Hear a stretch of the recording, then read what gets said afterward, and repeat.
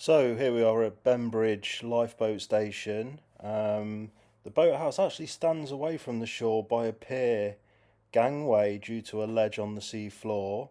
A lifeboat service has been here since 1867, and this is located on the Isle of Wight to the east, and it's the eastern approach to the Solent in one of the UK's busiest shipping lanes that goes into Southampton and Portsmouth. There you can see all of the other lifeboat stations that are located around the UK, and obviously the latest shouts. Now we have Tuesday launches here, which is what I visited, and it's quite exciting actually that you'll see.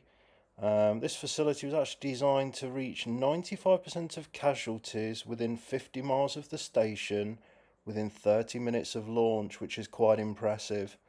So now we'll actually see them getting ready for the launch. Absolutely fantastic. And obviously you can go in, and a small donation to the RNLI is what they are looking for. Quite a few people there this Tuesday. This is obviously a June, quite nice weather, and an exciting experience there. Obviously a beautiful boat. I was actually told this has just been rebuilt.